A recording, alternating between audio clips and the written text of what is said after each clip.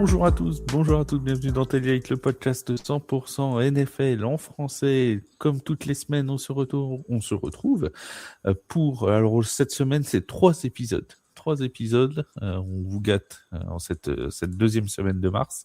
On va avoir la fin des conseils de classe avec la NFC West et l'AFC West, ce sera jeudi et samedi.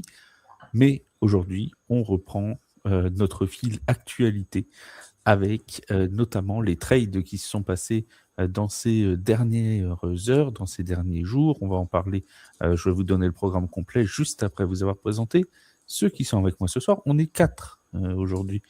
Il y a de plus en plus de monde. Mon Yaya est toujours là. Salut mon Yaya, comment ça va ? Salut Flav, salut à tout le monde. Effectivement, on est 4. On peut même jouer à la belote. C'est quand même plutôt bien. Écoute, hypé par ces débuts de free agency, tout ça. On est dans la zone où il y a toutes les rumeurs. On vérifie 2 fois. Des fois, on vérifie pas, mais on sait que c'est du fake. On connaît les équipes qui font du fake. Hein. Ouais, on ne citera personne. On ne citera personne. Mon Bertrand est là aussi. Salut mon Bertrand, comment ça va ? Bonsoir à tous, bonsoir Flav, bonsoir Yaya, bonsoir Vince et bonsoir à tous les auditeurs. Écoute, ça va bien. Une free agency qui est partie de feu de Dieu. Là, on a eu des moves dans tous les sens. Ça fait bien plaisir parce que ça redonne du baume au cœur dans cette intersaison de NFL qui doit nous faire patienter jusqu'à la saison 2026, ou au moins les matchs quand ils vont commencer. Donc, on va parler de tout ça. Ça me fait rudement plaisir de pouvoir faire un podcast avec Vince parce que j'en ai fait rarement pour le coup. Mon Vince est de retour, il est de retour de vacances, il est tout bronzé, Dieu merci, il n'a pas fait comme Carlos, il n'est pas non plus tout nu. Salut mon Vince, comment ça va ? Salut à tous, salut à toutes. Je ne suis pas tout nu encore parce que du côté de Denver, on est calme au niveau trade, mais ça pourrait le devenir assez rapidement. Allez savoir. Oui, écoute, je suis très impatient que tu nous donnes le programme de ce podcast parce que voilà. Parce que je ne l'ai pas. Ce Vince, il est en vacances, il vient de poser ses valises, donc il n'a pas le programme du podcast, donc ça lui permettra de pouvoir connaître 2-3 joueurs desquels on va parler. Et puis, il a piqué la chemise de Carlos à fleurs.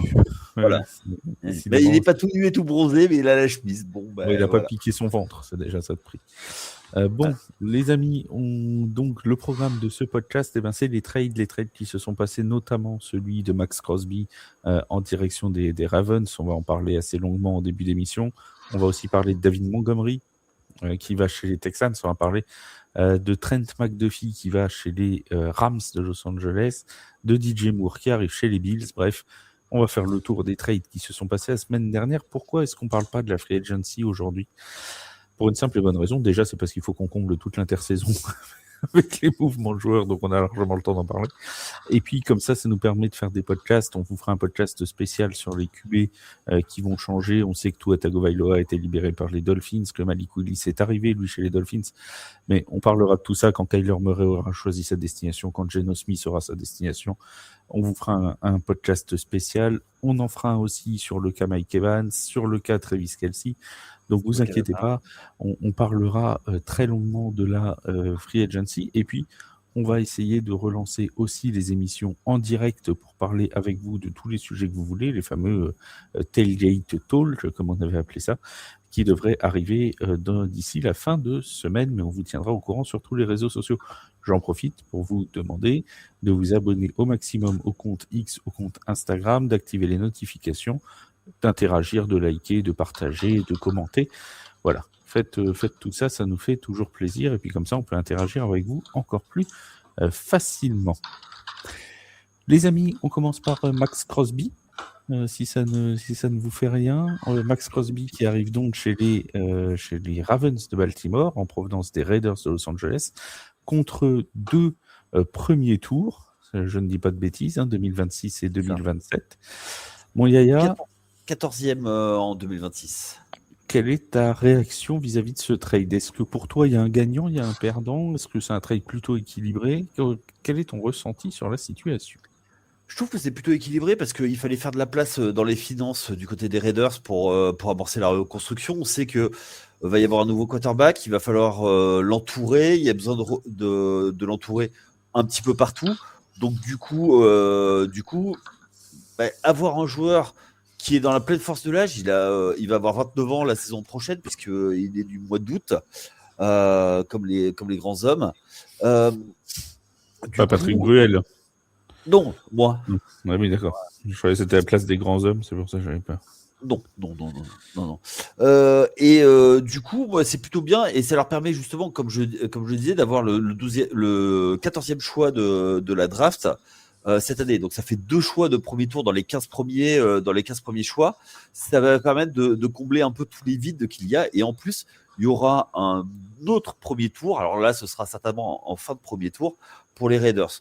Donc eux qui sont dans une phase de reconstruction, nouveau coaching staff, nouveau quarterback, puisque Geno Smith a été libéré également.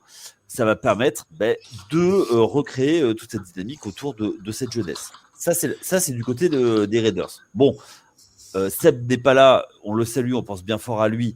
Malgré tout, on sait ce que font les Raiders avec leur premier tour de draft. Là, ils en auront 2, du coup, ils auront 2 chances de se foirer. Donc, exactement, voilà. Mais ça, on verra après. Dans le cadre de la reconstruction, c'est plutôt malin. C'était quasiment une de leurs seules grosses valeurs marchandes. Ils ont pu le trader. Du côté de Baltimore, également, nouveau régime, c'est fin de l'ère Harbaugh qui va dans la plus grande des franchises. Qu'est-ce qui se passe? En fait, ils ont vite fait le constat, ils ont regardé autour d'eux.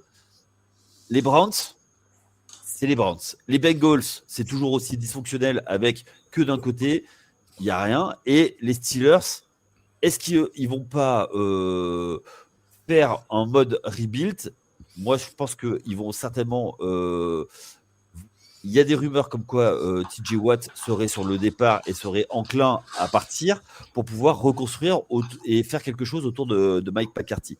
Donc, qu'est-ce qu'ils se disent, les Ravens? C'est maintenant ou jamais, on met. Et c'est la première fois depuis que la franchise est arrivée à Baltimore, puisqu'avant elle était du côté de Cleveland, qu'ils proposent des premiers tours pour un trade.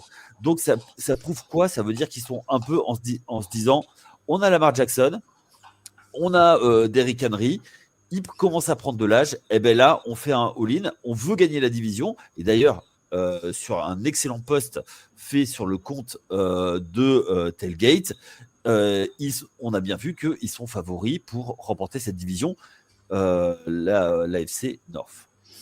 Même l'AFC en général, mais effectivement, le lundi, si on prenait avant les débuts de la free agency, effectivement, les Ravens étaient favoris. Est-ce qu'ils le feront encore après les additions, notamment chez les Chiefs? Ça, ce sera un autre moi, je vais dire au moins l'AFC Nord. Après, je me mouille pas sur l'AFC. Là, ils étaient même devenus favoris de l'AFC en général. Donc, ça, on va peut-être pas aller jusque-là. C'est un autre débat. Il y a Vince, tu voulais réagir? Je t'ai vu un moment lever la main ou osciller. Tu voulais... Non, juste Crosby n'était pas il a dit une des seules valeurs de l'effectif. Je suis assez d'accord avec lui. Il ne faut pas qu'il oublie non plus qu'il y a Brewers qui est aussi une grosse valeur.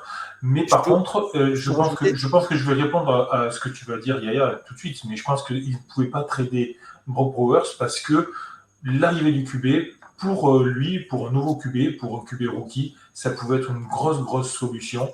Et ça pouvait le permettre d'être vraiment une grosse soupape de sécurité, comme on dit habituellement. Et je pense que ça aurait été une grosse erreur de le trader en faisant arriver un QB rookie cette année.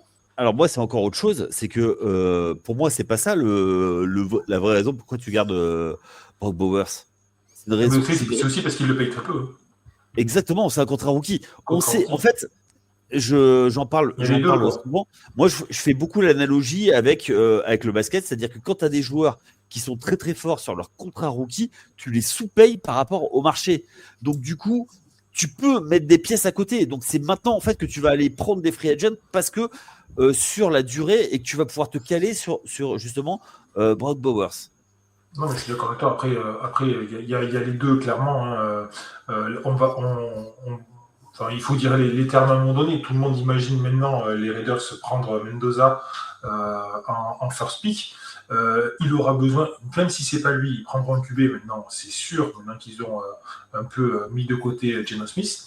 Mais l'intérêt maintenant des Raiders, ça va être de construire autour de lui, de le protéger, de le développer tranquillement et de construire une défense dans un deuxième temps. La défense, c'est clairement une équipe qui va être considérée un peu différente. Il va falloir mettre Mendoza dans les meilleures conditions possibles pour qu'il se développe bien, pour qu'on le garde et qu'on arrive à établir quelque chose et que derrière, les Raiders se redeviennent attractifs pour pouvoir générer une défense. Bon, Bertrand, t'as pas encore entendu, il y a Yaya qui a parlé de all-in des Ravens. Est-ce que c'est ton sentiment? Est-ce que pour toi, les Ravens se sont partis dans une volonté de tout mettre pour aller gagner cette année? Oui, là, on voit bien que la décision qui a été prise en faisant venir Max Crosby est tout à fait de partir un peu dans les mêmes esprits que les Rams ont pu faire, peut-être avec beaucoup moins de talent, parce que Les Snead, pour le coup, a beaucoup plus de talent pour pouvoir mettre tout sur la table et dire de faire venir une star montante pour compléter un effectif qui est déjà bien en place pour gagner le Super Bowl. D'ailleurs, il l'a fait pour un joueur dont on va parler juste après, d'ailleurs. Mais pour le coup, oui, là, les Ravens jouent à ce jeu-là aussi. Entre guillemets, ils se rendent compte que la fenêtre de tir se diminue également de plus en plus les années passant, avec Lamar Jackson aussi sur le style de jeu, non pas parce qu'il vieillit, mais parce que aussi le style de jeu, à un moment donné, fait qu'il va falloir amener des pièces au fur et à mesure pour. Ça oblige de se séparer de first round pick, comme on l'a dit. Alors, juste une chose aussi, les first round pick, en règle générale, sur des choix de joueurs défensifs ou hors quarterback, ne marchent rarement moins bien, ou pas du tout d'ailleurs, n'ont pas beaucoup de succès quand on les a sacrifiés pour des joueurs comme Max Crosby ou des grosses pointures. Alors, je ne dis pas que c'est ce qui va se passer pour les Ravens, mais attention, c'est aussi peut-être un signe. Après, tu fais un ajout qui est quand même très important. Le gaillard est 5 fois Pro Bowler. Il a fait 110 sur 117 matchs joués sur 7 ans. Il joue 94% des snaps. On pourra dire qu'avec son âge, il commence justement. Est-ce que c'était un bon pari, un bon investissement par rapport à l'âge et aux années qui ont passé? Ça, on ne le saura jamais. On peut très bien faire un choix de joueur, mais il se blesse malheureusement au bout de 3 matchs. Voilà. Oui, pour le coup, c'est un élément qui vient compléter l'effectif. C'est un élément qui pour le coup, là, je vais faire rire beaucoup de monde, mais qui va sûrement terroriser Joe Burrow. On l'a vu dans des positions sur les réseaux sociaux où, à mon avis, entre Myles Garrett, G. Watt et Max Crosby, il va y avoir une violence extrême, mais bon. J'ai besoin d'un temps mort. J'ai besoin, mon Yaya, que tu nous dises quelque chose. Parce qu'à ce qui paraît, j'ai une information. Non, tu vas avoir 1 minute pour nous expliquer la situation. Temps mort d'1 minute, vas-y. Temps mort d'1 minute. Il y a un certain Nathieu de Bordeaux qui m'a dit que, apparemment, tu lui avais envoyé un message comme quoi Joe Burrow était le GOAT. Est-ce que tu veux bien nous expliquer pourquoi tu as dit ça? Parce qu'il a été vu à Las Vegas avec Jessica Alba, qui est une très belle femme. On l'appelle maintenant le MILF Hunter. Donc voilà, c'est juste pour ça. C'est juste pour ses relations hors football. Rien à voir avec le fait qu'il soit un quarterback. Rien à voir avec la NFL, du coup. Non, rien. C'est juste que c'est une très belle femme, un peu plus jeune que moi. Je dois dire qu'elle a mauvais goût en termes de garçon, mais elle voudrait mieux qu'elle ait un chroniqueur sur une émission française de football américain. Merci pour ce temps mort. Sachant que tous les autres sont mariés, hein, il n'y a que moi. Enfin bon, Jessica, si tu nous écoutes. T'es pas où? On te passe le bonjour. Mon cher Bertrand, on reprend donc ton explication, oui, pardon, mais je me devais de sauter sur l'occasion. En fait, cette question était prévue pour la toute fin. Fin de l'émission, mais comme j'ai abordé le cas Joe Burrow, donc voilà, et comme il a amené l'affaire Jessica Alba sur le devant de la scène, j'ai préféré tout de suite m'emparer de cette perche. En tout cas, non, c'est une émission de grande écoute. Non, je le connais, je sais ce qu'il va dire. Je n'ai rien dit. Tu sais ce que j'ai dit. En tout cas, une perche sur laquelle va devoir saisir justement Max Crosby, c'est de faire comme TJ Watt et Myles Garrett et faire en sorte que Joe Burrow soit leur chose l'année prochaine durant toute l'année. En tout cas, je lui souhaite beaucoup de plaisir parce que ça va être une année très très longue pour lui. Au final, ça va finir que Joe Burrow va finir comme la crampe dans Pulp Fiction, à mon avis, si ça continue. Au final, Tout ça pour dire que Max Crosby, c'est un bon ajout. Les Cowboys étaient sur les rangs, faut pas l'oublier. Hein, mais bon, après, à mon Les avis... Bears aussi étaient sur les rangs. Voilà. Enfin, en tout cas, ce qu'il y a de sûr, c'est Max Crosby, c'est la double marque au niveau des sacs sur 3 des 4 dernières années. Donc, on sent quand même que le mec en impose. Il faudra voir la greffe, comment elle va se passer. Mais bon, c'est surtout qu'il y a eu changement de coach aux Ravens aussi. Donc, c'est toujours pareil, changement de philosophie, de façon de jouer, tout ça. Voilà. En tout cas, c'était un investissement pour aller chercher un Super Bowl et puis tenter le coup au moins sur l'année prochaine. On sait que les Ravens avaient des gros problèmes défensifs l'année dernière, c'est un secret pour personne.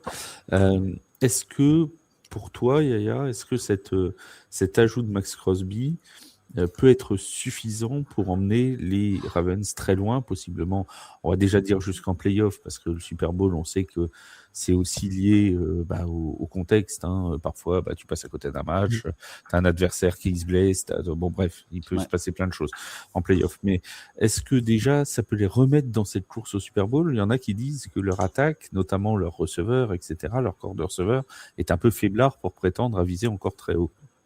Oui, je suis assez d'accord avec toi. Je pense que tu fais référence à une vidéo de notre ami Flo. Alors, moi, il y a une chose sur leur défense, c'est que le vrai problème l'année dernière, c'était le backfield. Parce qu'il était exposé, parce que le pass rush donnait trop de temps au quarterback. Et là, justement, ça va permettre de mettre un peu plus de pression, c'est-à-dire que peut-être la demi-seconde dont a besoin les cornerbacks, pour mieux défendre ou moins lâcher le marquage sur Max Crosby va la donner, ou au moins attirer l'attention du quarterback et qu'il soit un peu moins serein, donc et qu'il fasse des lancers moins précis, et également avec des hits tout au long du match, en fin de match, mais justement que plus fatiguer le quarterback. Pour moi, c'est ça, c'est là-dessus. Et on sait que Humphries et Hamilton ont été blessés pendant la saison du côté des Ravens. Ça peut également soulager ce backfield. Donc, je pense que ça peut la relancer. Effectivement, tu as raison après de mentionner l'attaque, mais je pense que ce trade va permettre de trouver ce qu'il faut pour la défense. Après, il y a aussi une draft. Tu vas pouvoir trouver des receveurs pour effectivement, pour peut-être pas des receveurs numéro 1, mais des 2, des 3 facilement. Et tu parlais de Flo, évidemment, French Touchdown, que vous pouvez retrouver sur Instagram, qu'on vous invite à suivre, comme Nathieu Van Ball, évidemment, mais normalement, vous suivez déjà tous Flo et Nathieu, puisque ce sont des amis de la maison, et donc ça fait très longtemps que vous les suivez. C'est la famille. Ils sont invités quand ils veulent, d'ailleurs, ils viennent dans l'émission, bien évidemment. Flo doit passer, mais là, il est parti en vacances en Chine, je crois, donc il doit passer. Tout à fait. Il a fait une très jolie photo. Voilà, dans 2-3 semaines, il nous a promis qu'il venait nous faire un coucou dans le podcast après qu'il soit rentré de ses vacances, comme Vince en fait, en quelque sorte.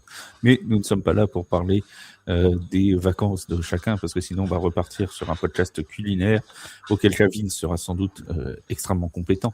Mais là n'est pas le sujet. Meilleur que sur les noms de footballeurs américains d'ailleurs. C'est pas moi qui l'ai dit. C'est moi qui l'ai dit. Voilà, moi je n'ai rien. Mais par contre, moi je voulais juste un peu parler effectivement des Ravens, puisque tu ne m'as pas laissé l'opportunité d'en parler. Mais effectivement, quand j'aime pas dire que c'est un peu du one shot, du all-in, du one shot. Non, mais ça peut être du one shot aussi, hein, attention. Hein. Mais j'aime pas trop dire ça, mais c'est vrai que, en fait, ce qui me rassure là-dedans, c'est que ça n'a pas l'air d'être un panic move pour autant. Certes, ils hypothèquent 2 premiers tours, mais pour autant, ça leur permet quand même d'avoir beaucoup de choses en plus, et notamment au niveau de la défense. Un petit truc en plus. Voilà, mais on en a parlé, mais Crosby, c'est 10 sacs en carrière, 10,7 sacs en carrière, 10 sacs l'année dernière, quand les Ravens, l'année dernière, à toute l'équipe, ont 28 sacs. Donc ça rapporte quand même une pièce majeure en plus pour toute l'équipe qui va pouvoir leur servir. Lamar Jackson, il arrive dans un moment de sa carrière, et Bertrand l'a clairement dit, en plus avec son mode de jeu, où il va commencer à vieillir, ça va être de plus en plus compliqué pour lui, et il va falloir vraiment... Je rigole un peu parce que je refuse de regarder le chat privé, mais mes collègues ont mis des bêtises, j'en suis sûr, et ils se marrent juste pour me faire craquer. Voilà, on n'est pas de ce genre-là. C'est mon retour de vacances, ils le font exprès, mais bon, je ne leur en veux pas. Mais non, mais tout ça pour dire qu'effectivement, pour Lamar Jackson, c'est un besoin de progresser. Je pense qu'il avait besoin lui-même d'entendre et de voir qu'on allait lui donner des opportunités de se battre encore pour aller au Super Bowl. Là, en tout cas, ce qu'on lui a dit, le message qu'on lui fait passer, c'est reste avec nous, on va tout faire pour gagner. Et ça, c'est très bien pour nous. Très bien. Est-ce qu'on a fait le tour sur Max Crosby, les amis? Magnifique. C'est bon. On passe à Trent McDuffie. Il ne va pas croiser les vampires. Déjà, c'est déjà une bonne chose. Ma blague. Oui, c'est pas mal. C'est pas mal. Il n'a pas compris, mais c'est pas mal. On l'aime bien quand même. Si, je regarde vos messages. Voilà. Je suis abasourdi par tant de bêtises. Patrick Duffy qui jouait le rôle de Bobby Ewing aussi, mais bon, ça c'est dans Dallas. Très bien. Ou l'homme de l'Atlantide aussi. Oui, ou d'autres belles familles. Oui, aussi, oui. Voilà. Fascinant. Donc, je disais, Trent McDuffie qui était chez les Chiefs depuis 4 saisons. Ah, il était chez les Chiefs. Je rigole. Alors, les Chiefs, pour Vince, les Chiefs, te situe, c'est l'étude des franchises, des 32 franchises de la Ligue. Les Chiefs, NFL, le sujet sur lequel on travaille aujourd'hui. Les Chiefs, je les connais, Bertrand. Ah, tu me rassures. C'est cette division. Ça va. Il les aime pas, les tout rouges. Il est plutôt pas mal. Je rappelle ses stats en carrière à Trent McDuffie, donc 4 saisons chez les Chiefs, 56 matchs joués, 246 plaquages, 5,5 sacs, 34 passes déviées, 8 fumbles forcés, 3 interceptions. Il arrive donc chez les Rams. Ça sortit d'un nouveau contrat. Il a signé ce dimanche, 122 millions de dollars sur 4 ans. Ça devient donc le cornerback le mieux payé devant Sauce Gardner. Mon cher Bertrand, ce trade, qu'en penses-tu? Globalement, je pense que pour le coup, la McDuffie et les Rams surtout tentent le coup, comme je l'ai dit tout à l'heure, d'amener une pièce supplémentaire pour compléter un effectif qui ne manque pas de talent. Ils savent très bien que Matthew Stafford n'est pas sur ses toutes jeunes années, que la fenêtre de tir, comme l'aime à dire Yaya, se réduit d'année en année. Et Les Snead a fait du Les Snead, c'est-à-dire qu'il a ramené un élément supplémentaire, comme je disais, en lâchant beaucoup de pics de draft. Alors, globalement, ça fait beaucoup de pics de draft. Beaucoup de pics de draft, je répète, parce que c'est vrai que le premier tour des Rams de 2026, en numéro 29, le 5e tour et un 6e tour, oui, c'est ça, et un 3e tour de 2027. Donc, pour un joueur dont on sait au niveau des cornerbacks que les performances d'une année sur l'autre sont très versatiles, pour le coup, ça fait cher payer. Je trouve que c'est une très bonne opération pour les Chiefs, ça pour le coup, et une opération tout à fait classique pour les Rams, et qui, si elle fonctionne, devrait leur permettre justement de bien avancer et d'aller au bout de leur projet. Ça, c'est sûr pour lui. Alors, le joueur, ses stats, elles parlent pour lui. Voilà. Mais je reste sur le fait qu'il était dans le système de Spagnuolo qui était aux Chiefs, que très souvent, les joueurs qui quittent le système Spagnuolo, au final, ne sont pas forcément plus à l'aise quand ils sont dans une autre franchise, dans un autre système, d'un autre coordinateur. On l'a vu avec notamment Jarius Sneed, qui a quitté les Chiefs pour les Titans, et ça n'a pas été fou depuis qu'il a quitté les Chiefs. Tout à fait. Et donc, au final, voilà, ça me fait dire que c'est un gros pari. C'est un gros pari comme Los Angeles aime bien les faire, un peu justement dans l'excès. Mais avec la chance que les Los Angeles a, en règle générale, et le mojo qu'ils ont parfois, c'est un pari qui pourrait être payant. Maintenant, je répète, la versatilité des résultats, des performances du joueur, le fait que d'une année sur l'autre, on voit bien que leurs performances diminuent, plus le fait d'avoir lâché pas mal de pics, les Chiefs les trouvent plutôt gagnants sur ce truc-là. Mon Vince, est-ce que tu veux réagir tout de suite, mon gars? Ouais. Moi, je vais quand même un peu nuancer ce qu'a dit Bertrand. Moi, je vois autre chose. Euh, j'entends l'argument du joueur qui a fait, qui a déjà passé. On ne sait pas ce que ça va donner sur l'avenir. Malgré tout, on se souvient tous que les Rams, comment ils ont gagné leur Super Bowl, pas de premier tour de draft. Ils allaient chercher des joueurs confirmés qui ils coûtent extrêmement bien. Ils savent exactement ce qu'ils vont chercher chez les joueurs. Faut se souvenir qu'ils avaient été chercher Jalen Ramsey juste avant. Et après, effectivement, il n'avait pas fait une très bonne saison, mais il s'était même fait même victime au Super Bowl contre les Bengals, mais il s'avait tenu, ça avait gagné. Donc s'ils font ça, c'est qu'ils savent pourquoi ils le font. Pour une raison très simple, c'est que Matthew Stafford, il a un dernier run, il finit son contrat, il part à la retraite. Donc ils savent que leur fenêtre de tir, c'est là. Donc c'est all-in. Et là, c'est vraiment le move all-in. Et derrière, même s'il le prolonge à prix d'or, ils savent que la valeur augmente tous les ans des contrats. Comme ça, tu bloques le contrat. Et parce que l'année prochaine, il sera encore sur un contrat rookie et ce sera seulement l'année d'après les 30 millions. Et ça va te permettre d'amener ce qu'il faut peut-être pour aller gagner le Super Bowl. Et en plus, ils récupèrent, ils ont Watson avec qui il a déjà joué. Et c'est complémentaire. Oui, clairement, je pense, mon Vince, que les Rams sont rentrés dans une logique où ils se disent, finalement, il nous a pas manqué grand-chose pour aller au Super Bowl, voire pour remporter le Super Bowl cette année. Ce qui nous a manqué, c'était peut-être un petit peu plus d'impact en défense. Et on va aller chercher des défenseurs de grand talent pour ramener ça. Ouais, moi, c'est vraiment mon analyse, en tout cas, sur ce trade. C'est vraiment l'impression qu'on a. Et donc, on se dirige vers des petits compléments derrière qui vont arriver dans la free agency du côté des Rams. Mais c'est une bonne pioche pour eux. Déjà parce que le joueur est de talent. Et puis, c'est un jeune joueur donc qui pourra apporter beaucoup de choses, beaucoup de tonicité dans ce champ arrière de la défense qui demande quand même beaucoup d'implication et de vitesse. Donc non, c'est vraiment une bonne pioche de manière générale. Du côté de Kansas City, c'est un move qui leur enlève un DB, certes, d'une grande valeur.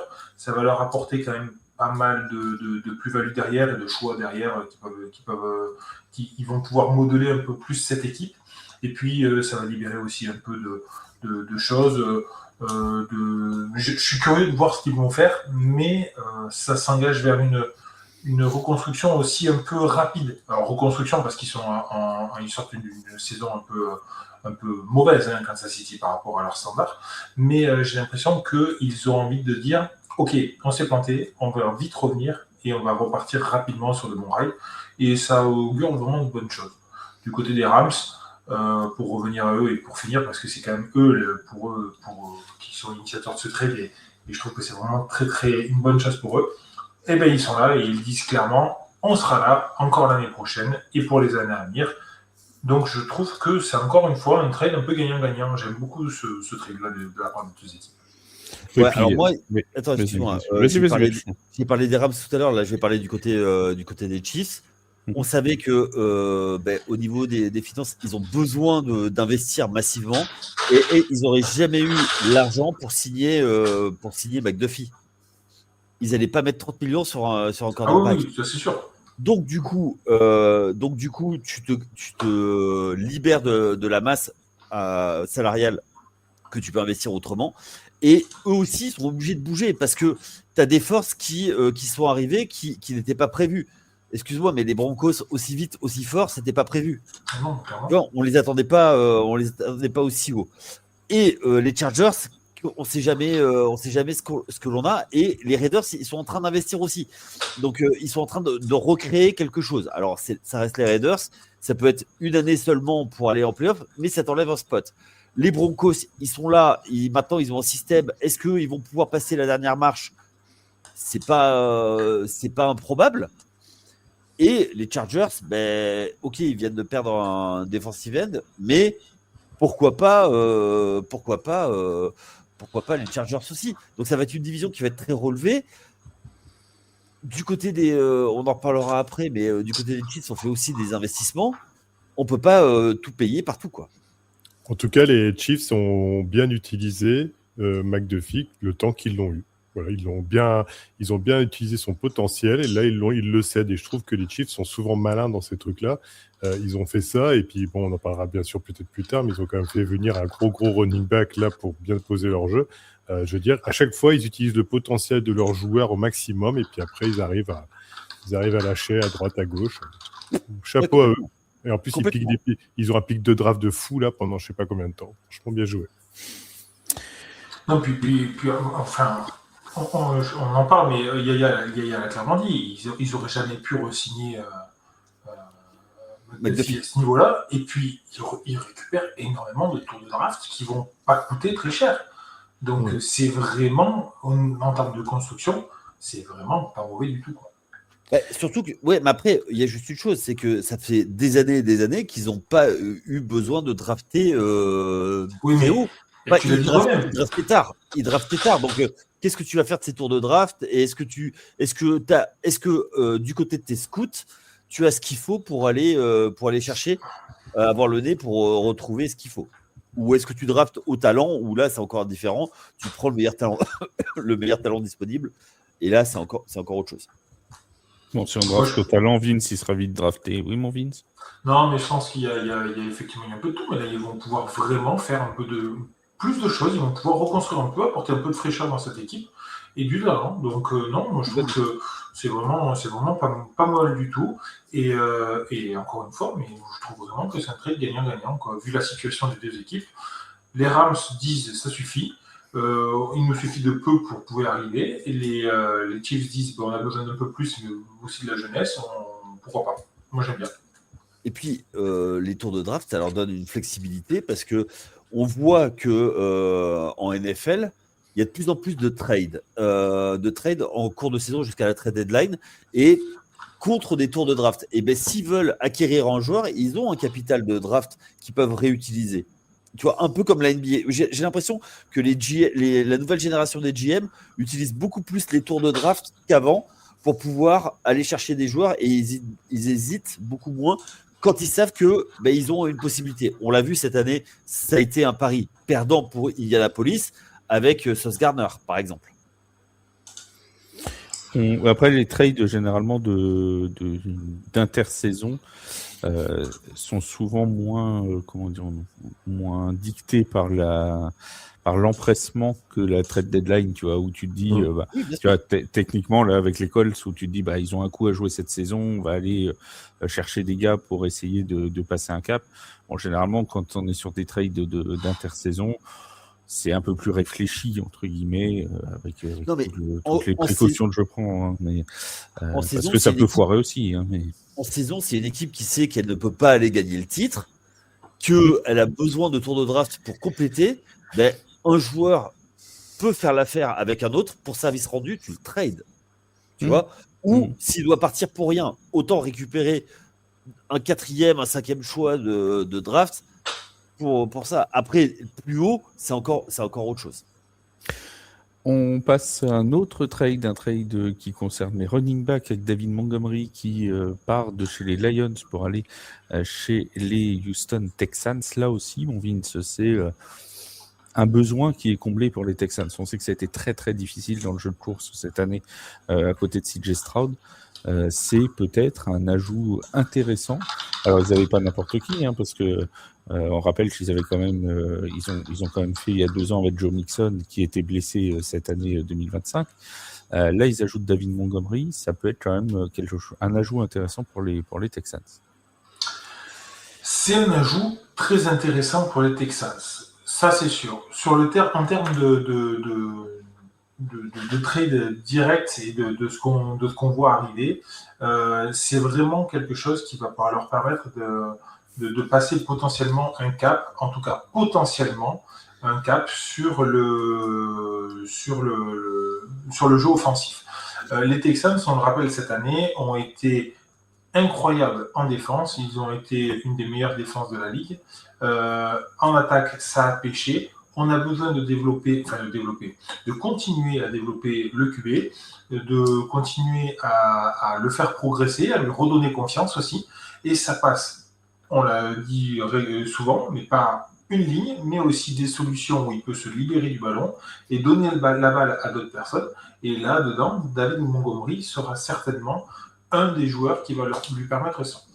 Après, attention, ça ne va pas régler du jour au lendemain tous les problèmes offensifs des Texans. À savoir, pour moi, ce qui a manqué l'année dernière en termes d'offense du côté des Texans, c'est beaucoup de créativité, beaucoup de jeux un peu fous, quoi, on va dire. Ils étaient trop scolaires. On a l'impression qu'ils étaient beaucoup trop scolaires, qu'ils se contentaient beaucoup trop de choses qui étaient vues, faites et refaites, et qu'en fait, ils n'inventaient rien. Et ça me posait un petit peu problème. On n'avait pas l'impression que c'était un peu comme on a critiqué le jeu de screen pass des Broncos au début de saison, où ils n'arrêtaient pas de faire que ça. Et bien, à un moment donné, ils ont réussi à changer, à faire autre chose. Mais du côté des Texans, on avait l'impression qu'ils étaient cantonnés à un jeu très spécial de passes courtes, de runs centraux, et c'était tout. Et donc là, j'espère que lui va permettre d'ouvrir un petit peu le jeu de course pour derrière permettre à CJ Stroud de s'épanouir un petit peu plus. Du côté des Lions, il y a quand même un gros trou dans la raquette maintenant, je trouve, parce qu'il va falloir compenser cette perte-là.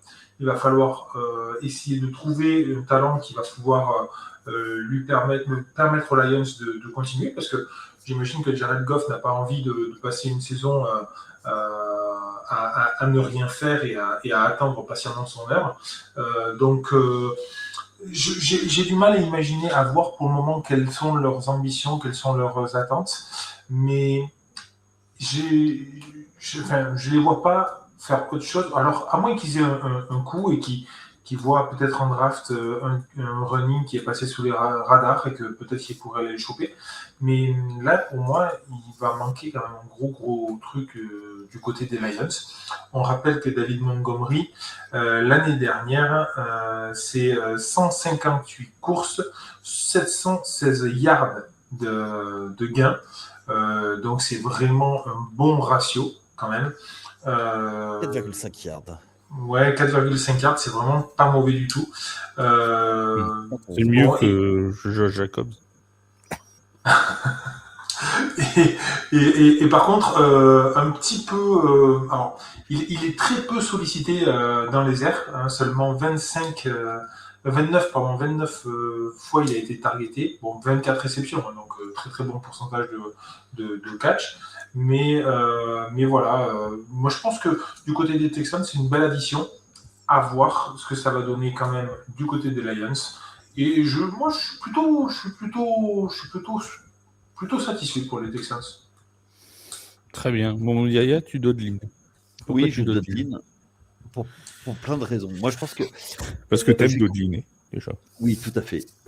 Du côté des Lions, mais en fait, on a parlé vite. Montgomery s'est fait prendre la place de running back numéro 1 par Jahmyr Gibbs. Et même s'il ne fait pas du NASCAR, Gibbs, comme j'ai pu le dire la dernière fois, moi je pense Il leur a dit qu'il n'a pas gagné hier. Non, pas 4 d'affilée quand même, ça fait beaucoup. Pas le 4 à la suite. Mais moi je trouve qu'en fait, il s'est fait prendre la place par Gibbs et c'est toujours compliqué de rester ensemble quand le numéro 2 passe numéro 1 et la cohabitation, il doit y avoir des problèmes de cohabitation dans le vestiaire. Ça, c'est la première chose. Et surtout, ça acte le fait que Gibbs, c'est le running back numéro 1, ce qui n'était pas le cas il y a 2 ans. Là cette année, il y a eu le changement. Ça, c'est la première chose. Surtout, ils peuvent récupérer un 4e tour de draft cette année, un 7e l'an prochain, et ils récupèrent un joueur de ligne offensive. Ça, c'est du côté de Détroit. Pour moi, plus que ça, effectivement, ils récupèrent 2-3 pièces pour pouvoir aller chercher à la draft en late round un running back, un autre running back ou autre chose. Ça, c'est la première chose. Après, moi, c'est du côté du Houston, je ne comprends pas comment on peut aller chercher un running back un peu vieillissant, il a 28 ans, sachant que la durée de vie pour un running back au-delà de 25 ans, c'est compliqué parce que vu tout ce qu'il prend dans la tronche, t'as pas de ligne. Alors, ok, ils ont re-signé Ingram, qui est dans le top 20 des linemen NFL, ok, mais c'est un peu léger quand même. Et si tu veux avoir un bon jeu de course, il faut avoir une ligne, des bloqueurs qui vont te créer les brèches. Et c'est pas le cas. Alors peut-être qu'effectivement, eux aussi, ils ont des choses de prévues.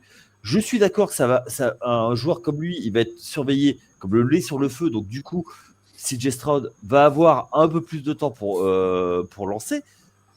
Mais moi, en fait, prendre un running back avant que ta ligne qui était poreuse, tu règles ce problème, je vois pas le mot. Et puis surtout, tu vois, ils l'ont fait avant de prendre des running backs qui ont performé avant, qui étaient un petit peu moins. Typiquement Nixon, ils avaient Nixon et ben c'était Watergate. Nixon, ouais. Oui. D'accord. J'ai dit quoi ? Je croyais que ça avait dit Nixon. Non, c'est Watergate. Oui, Ouais. là j'avais compris la blague. Je me suis dit justement, il y avait une blague, mais non, bon, bref, c'est pas grave.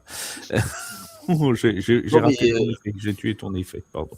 non, c'est pas grave, c'est pas grave. Mais en fait, ce que je veux dire, c'est que moi, je suis tu vois, sur les 3 trades qu'on a fait jusque-là, c'est celui qui me pose le plus de questions. Parce que je comprends qu'ils veuillent ajouter un running back, qu'ils ont besoin de prendre un running back, mais Montgomery, qui est un peu, tu vois, qui va arriver un peu comme la vieille gloire qui cherche un second souffle à sa carrière, dans cet effectif, alors qu'il n'y a pas de ligne, je suis un peu circonspect. Bon, Bertrand, toi, c'est pareil, point d'interrogation sur ce trade ou plutôt confiant? Mes deux compars sont dit la plupart des choses globalement. Il n'y a pas d'autre chose. Je suis tout à fait d'accord avec Yaya. Pour moi, ils ont fait les choses à l'envers. C'est surtout que le problème, il n'y a pas de ligne offensive, donc il n'y aura pas de brèche de créer, et que Montgomery ne trouvera pas les yards suffisants au fur et à mesure de la saison. Il faudra qu'il s'imprègne aussi du nouveau système de jeu, de playbook. Ça se fait pas tout de suite non plus. La seule chose de bien à la rigueur qu'on peut ressortir de ça, c'est que il a c'est le contrat l'impact du contrat qui sera que de 6 millions pour les Texans là cette année et 9 millions non garantis l'année suivante. Bon, bah, en soi, voilà. Là, tu disais tout à l'heure de panic move. Eux, ils ont répondu à un besoin pressant du fait que Nick Chubb était quand même, revenait pas sur ses plus belles années, et en plus, il était tout le temps blessé, et qu'en plus, Joe Mixon a annoncé que, voilà, il mettait fin à son contrat, surtout pour des obscures raisons dont on n'a jamais su vraiment pourquoi ça s'était passé comme ça, donc il ne pouvait compter que sur Woody Marks. Voilà, moi, j'ai trouvé que là, pour le coup, c'était vraiment un move comme ça, mais je suis tout à fait d'accord avec Yaya sur l'histoire de la ligne offensive. Moi, je suis un adepte de la ligne offensive, hein. Yaya, Flav, tu me connais, tu sais que c'est la base de la construction d'une équipe. Je comprends pas qu'on fasse ce genre de move quand on n'a rien, on n'a personne, et que les portes du saloon sont grandes ouvertes pour défoncer CJ Stroud. Voilà, je sais pas. Il est fan de ligne offensive, mais il nous l'expliquera dans son dossier attaque. Vas-y, mon Willy. Oui, le fameux dossier. Je vais nuancer un petit peu. Je suis vraiment pas convaincu que cette ligne soit si nulle que ça. Et je vais m'expliquer. Moi, je pense que, clairement, c'était un gros problème d'assignation. Le plus gros des problèmes qu'il y a eu pour moi du côté des Texans cette année, c'est que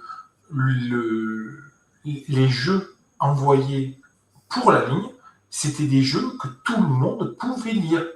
Tout le monde savait ce qu'ils allaient faire avant même qu'ils snappent.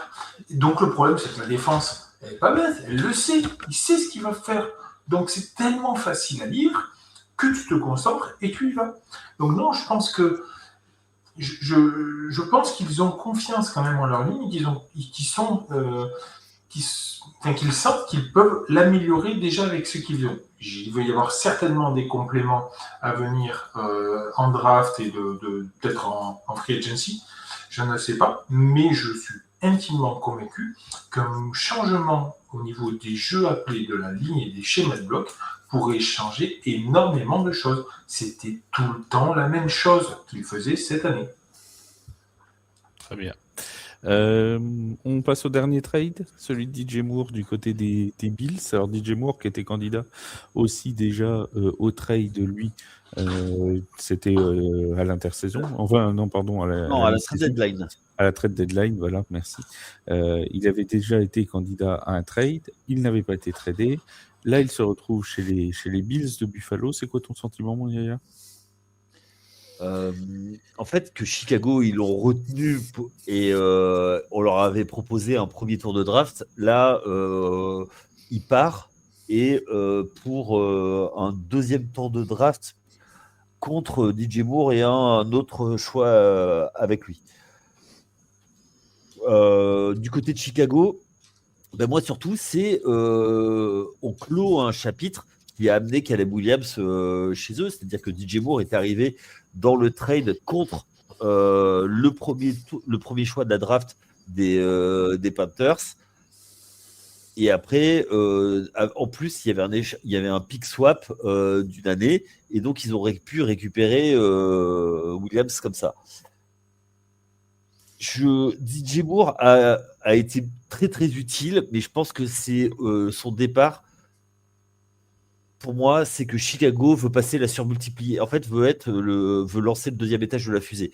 J'aime beaucoup cette métaphore qui dit que quand une fusée part, comme la fusée Ariane, 90% de l'énergie dont elle a besoin est dans les 5 premières secondes, c'est-à-dire pour lancer le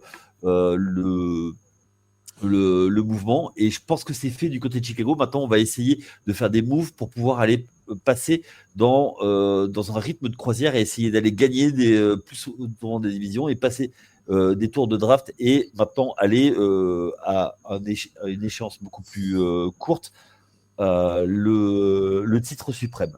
C'est ça ce move, c'est comme ça que je l'ai vu du côté de Chicago. On solde les joueurs du passé.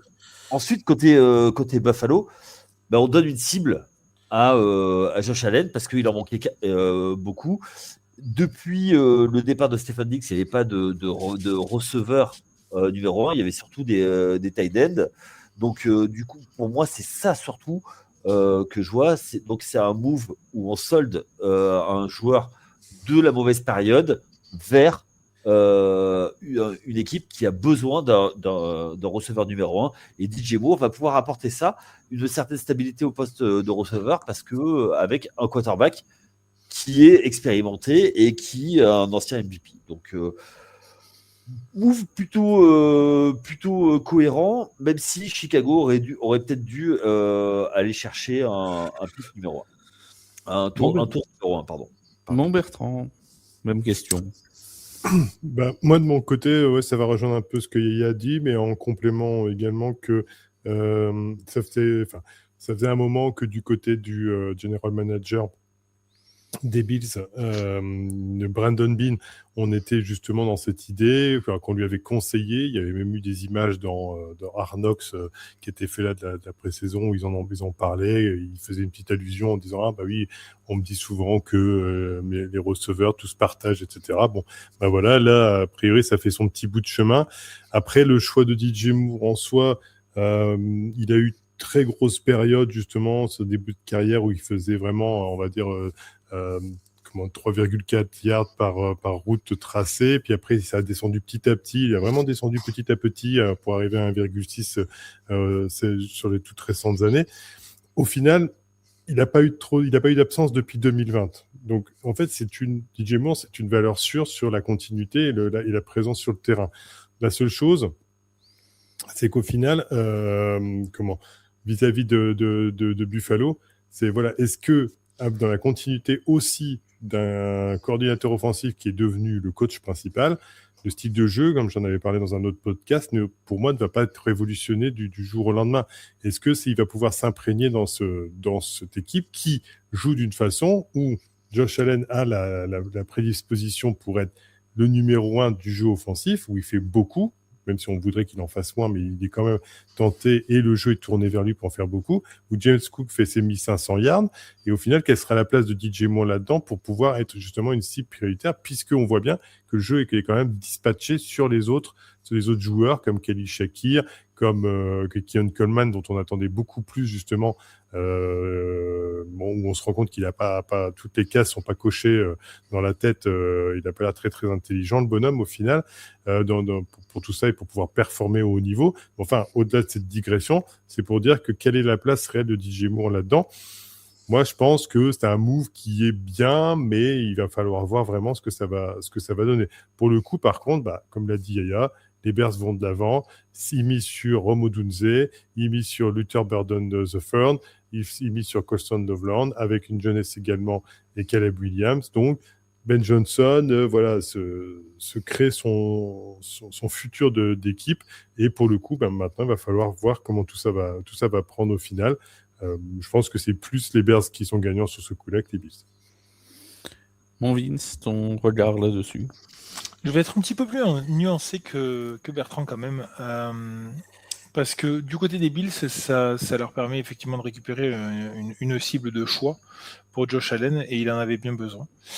Parce que en fait, les receveurs, c'était beaucoup sur courant alternatif là cette année, et donc ça va peut-être leur permettre d'être un peu plus régulier. Par contre, du côté des Bills, beaucoup de fans des Bills attendaient un vrai receveur numéro 1, un vrai grand receveur numéro 1.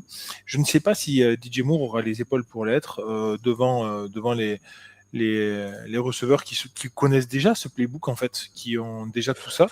Donc Khalil Shakir et Ken Coleman notamment. Ils le connaissent déjà, ils l'ont déjà digéré, donc est-ce qu'il arrivera à les surpasser? Ça, j'en suis pas sûr.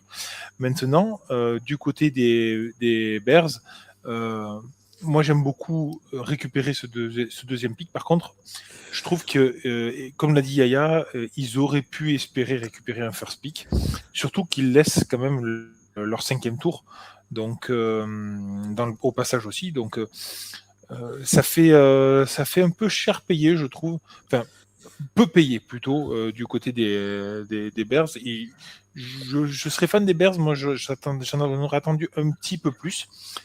Du côté de DJ Moore, il ne faut pas oublier quand même que c'est le receveur qui a récupéré le ballon pour la victoire lors du match contre les Packers de la saison régulière, qui leur permet d'être premier de division et donc de remporter derrière ce match de division.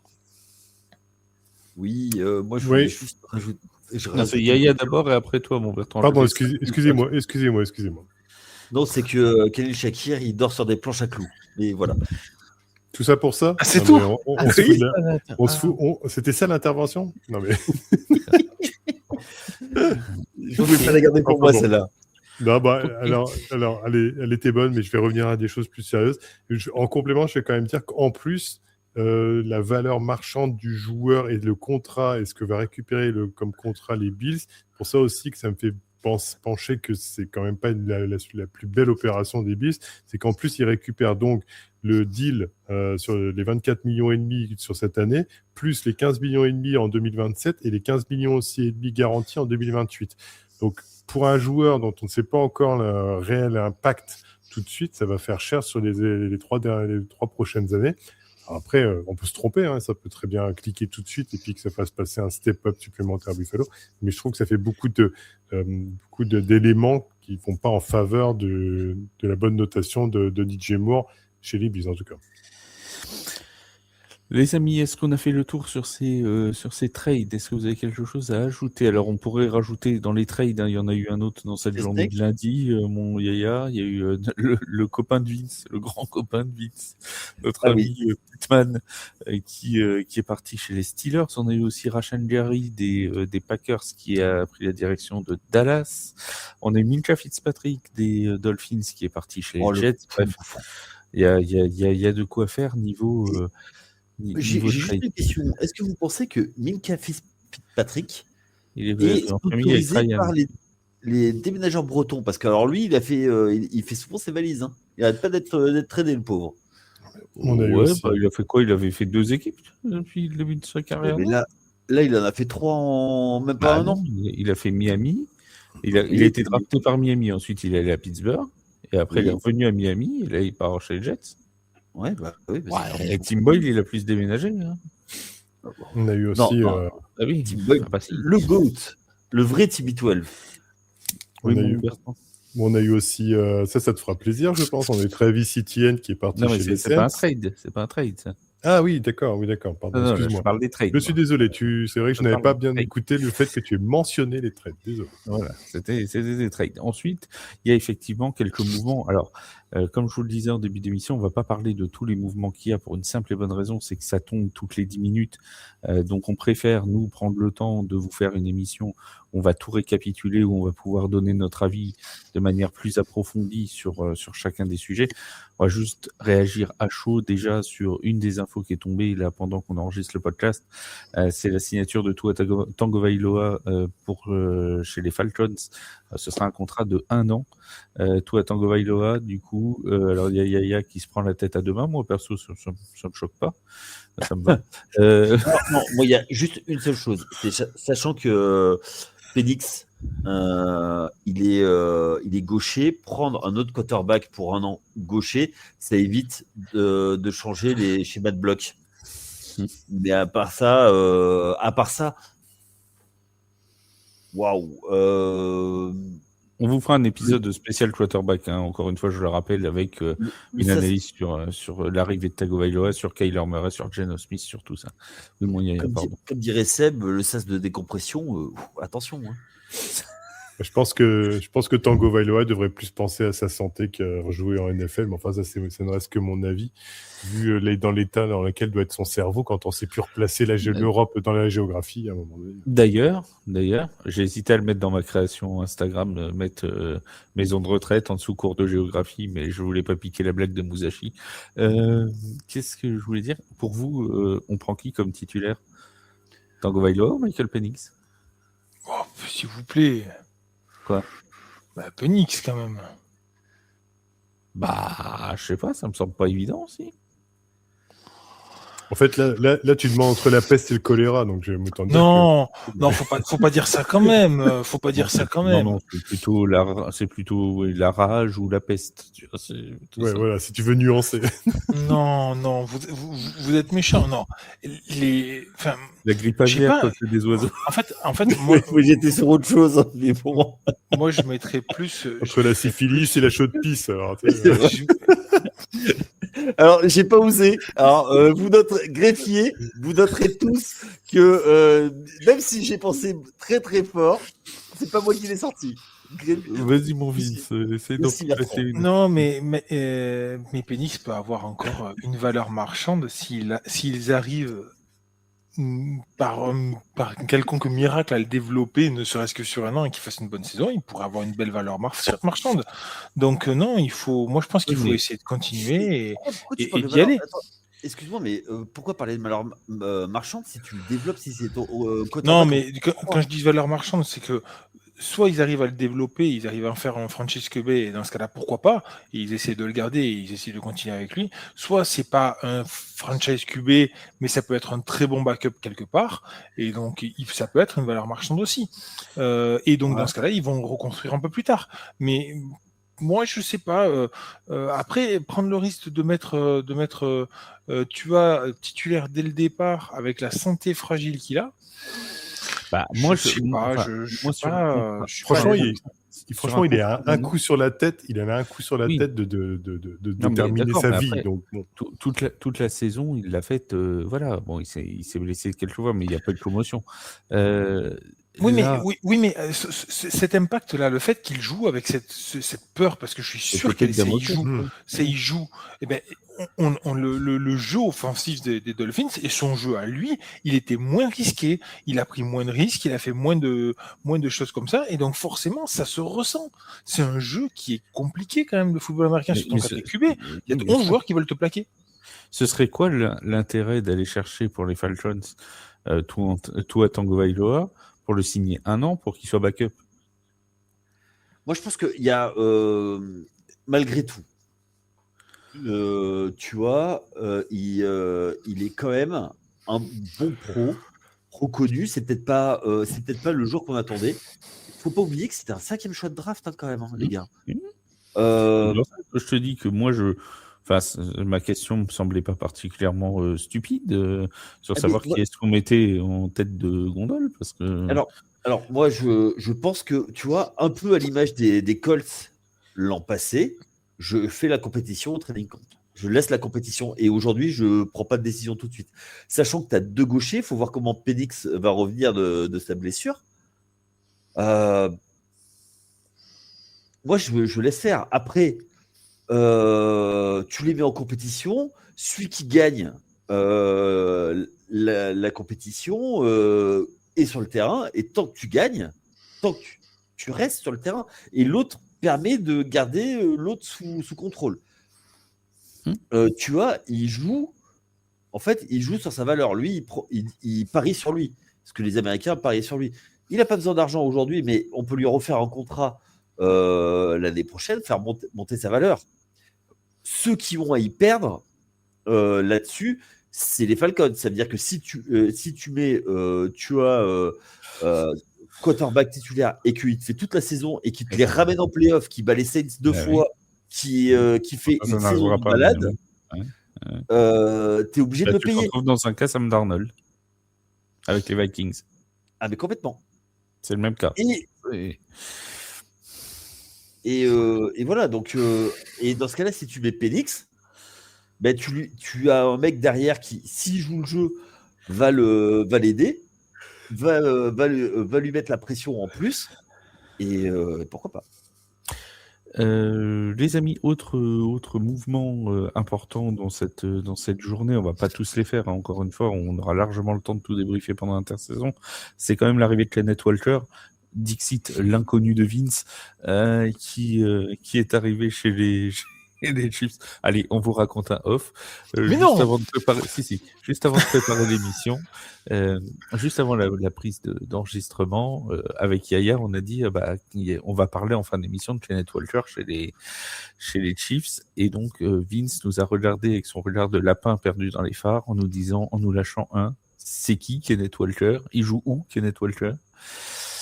Voilà, c'est la vie qu'on a décidé de mener. C'est le Super Bowl, c'est le MVP du dernier Super Bowl. Mais Vince n'était pas avec nous, Sullivan, pour vivre ce Super Bowl magnifique. Je sais qu'il aurait préféré Rashid Shaheed comme MVP du Super Bowl. Non. Mais moi, je peux pas chanter. Il y a du monde. Ah, Rashid Shaheed. En tout cas, tel Lucie ou E.T., on se demande de quelle planète vient Vince quand même, là, parce que... Il vient de la planète qui s'intéresse aux jeux et pas aux joueurs. Il l'a toujours dit. Alors, il n'empêche que Kenneth Walker arrive donc chez les Chiefs. Alors, j'ai eu toutes les réactions. J'ai eu c'est une très bonne nouvelle. Et j'ai eu aussi la ligne offensive n'a pas toujours été terrible l'an dernier. Est-ce que ça va suffire à lui ouvrir des brèches, voire même la version pessimiste de toute façon, les running backs des Chiefs finissent toujours blessés. Donc, Kenneth Walker, autant pas le prendre en fantasy. Mon Bertrand, c'est quoi toi ton avis là-dessus? Sur Kenneth Walker? Oui, sur Kenneth Walker chez les Chiefs. Bon move ou pas? Pour moi... Les fans de fantasy, tu le prends l'an prochain? Non, malgré tout, non, je le prends pas. Je le prends pas. Non, je le prends pas. C'est la manière de jouer, la manière dont ils développent, enfin, ou qu'ils utilisent leur running back ne prête pas justement à ce genre de choix en fantasy. Par contre, c'est un pari tout à fait à la Andy Reid, j'ai envie de dire. Et comme c'est les Chiefs qui sont bien organisés, j'ai envie de te dire que ça va fonctionner cette histoire. Ça va fonctionner, il va être bien utilisé, il va apporter un plus. Entre Isaiah Pacheco et Kareem Hunt, c'était toujours, il y en a, enfin, les deux apportaient. Donc, il n'était pas mauvais, les deux apportaient, mais les deux n'apportaient pas comme un running back 1. Là, pour le coup, on va faire venir un mec qui en impose, qui l'a montré. On va voir comment il va s'adapter au plan de jeu et au système Chiefs. Mais comme c'est les Chiefs, il y a des franchises comme ça, tu sais que ça va fonctionner. Je pense que ça va bien matcher, ça va fonctionner et le mec va performer, faire des yards. On Vince, un avis sur Kenneth Walker? Maintenant que je sais d'où il vient, je me dis que c'est une belle addition pour les Chiefs. Non, très franchement, ça peut être une belle addition. Après, je suis assez d'accord avec Bertrand sur le fait que son impact du côté des Chiefs sera peut-être un petit peu moindre que celui chez chez les Seahawks, simplement parce que du côté des Chiefs, on a un QB, Patrick Mahomes, qui a aussi envie de prouver qu'il n'est pas rincé, qu'il n'est pas fini après une saison où il a forcément un peu moins bien joué, même s'il a été un des meilleurs joueurs de son équipe, clairement. Mais je pense qu'il va avoir beaucoup envie de se montrer aussi. Et ça va être une pièce pour permettre aux Chiefs de revenir sur le devant de la scène, clairement. Maintenant, je pense que Patrick Mahomes et Andy Reid ont des schémas de jeu vraiment orientés sur la passe qui va leur permettre aussi qui vont essayer de développer. Kenneth Walker va permettre aussi de fixer un jeu au sol et de pouvoir user les défenses dans le mal, dans le dur, dans le jeu au près. Bon, Yaya, un avis ou pas? Tu le gardes pour le podcast spécial Kenneth Walker. Mon avis premier, ça a été de me dire 3 ans, les Chiefs, ils déboursent autant d'argent sur un running back. Je suis toujours un peu circonspect, surtout que, alors oui, on sait que c'est un excellent running back. Il a montré depuis plusieurs années. Là, il était en comité, qu'il en avait un peu marre, où Seattle n'a pas voulu le payer. Si Seattle, qu'il avait sous la main, c'était son MVP du Super Bowl, s'ils ne l'ont pas prolongé, pour moi, il y a un truc, en fait. Après, c'est fort possible, c'est vrai. Je suis pas sûr du fit. Voilà. Patoche, il aime bien courir aussi. Hein. De plus en plus, d'ailleurs, au fil des années. Mais oui, alors il court beaucoup pour sa vie. Par nécessité, peut-être. Oui, il court plus par nécessité. Avant, il courait, c'était le quarterback mobile qu'il avait toujours voulu en Reid. Il a toujours aimé ça. Moi, comme ça, tu vois, quand j'ai vu le trade, je me suis dit, enfin la notif, la signature, moi il y a un truc louche, tu vois. Bon après il prend son billet, il valorise son MVP du Super Bowl, il a raison. Il valorise sa bonne saison. Oui, tout à fait. Oui, il fait une très bonne saison, même s'il était charbonné, était devant. Donc, on sait jamais avec lui si c'est un Béguindé. On a tendance à se tromper, nous, fans de vin. Hein, voilà. C'est comme ça. On n'est pas de vin, mais quand même. Oui, tout à fait. Mais donc, du coup, moi, pour l'instant, c'est un point d'interrogation sur cette signature.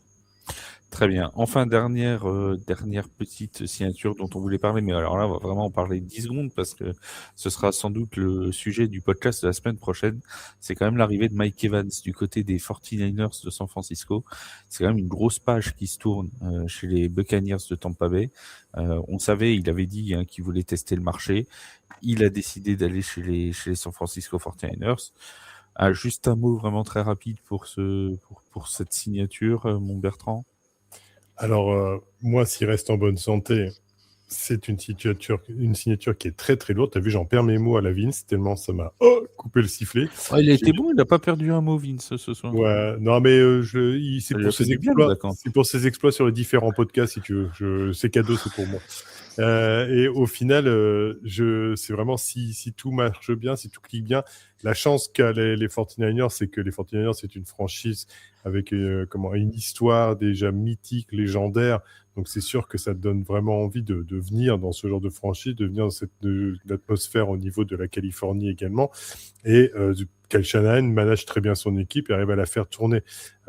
Faut pas oublier qu'il est quand même dans un jeu régulièrement en jet sweep pour beaucoup de motion, etc. Est-ce que c'était le joueur justement bien receveur grand, le receveur numéro 1 qui fait des routes bien droites, etc., qui lui manquait pour compléter l'effectif? Pour le coup, très franchement, là, c'est un bon. Pour moi, c'est un bon film. On va voir comment la mayonnaise va prendre dans tout ça. Mais s'il reste en bonne santé, c'est une grosse arrivée pour le coup. Mon Vince, toi un mot, c'est qui Non, toi, on vient d'en parler. Arrête. Le mot de Vince, c'est il joue où? Il jouait où, Mike Evans? Non, mon Vince, vas-y, je t'écoute. Ils sont désobligeants, je trouve. Voilà. Ah bah, une heure de podcast, on est plus tenable, hein, tu sais bien. Hein, C'est on vrai. a le niveau d'attention déjà de 2 minutes. J'attends de voir comment ça va fitter. Sur le papier, c'est une forcément très bonne recrue du côté des 49ers. J'attends de voir un peu ce qui va se passer. Franchement, est-ce que c'est vraiment la pièce maîtresse qu'il fallait pour cette attaque des Niners? J'ai un gros doute. J'attends de voir. C'est un bel ajout. Maintenant, je vais vraiment attendre. Là, je vais vraiment être mesuré parce que je pense que quoi qu'il arrive, il aura un impact sur l'équipe. Il aura un impact positif, mais je suis plus nuancé sur c'est vraiment sur cet impact va pouvoir vraiment leur faire changer de dimension et pouvoir atteindre le but qu'ils veulent. Donc, plutôt nuancé pour le moment. J'attends vraiment de voir les camps d'entraînement et ce qu'ils vont proposer. Bon, Yaya. Déjà, c'est une vraie page qui se tourne parce que c'était un joueur iconique du côté de Tampa Bay. Il y a beaucoup de. Enfin, Baker Mayfield avait tout fait pour le garder une première fois. Bon, là, il est vraiment. Enfin, les ailes touchent la piste. Hein. Clairement, là, c'est vraiment la fin de carrière. D'aller à San Francisco, pour voir le rôle qu'il va avoir. Mais ça peut être clairement une cible de choix pour Brock Purdy. Moi, je trouve que c'est plutôt intelligent du côté de San Francisco. Bon, j'ai pas regardé le montant du contrat, mais voilà, c'est plutôt cool pour les deux parties. Après, on en reparlera après plus Et longuement. qui aura le numéro 13?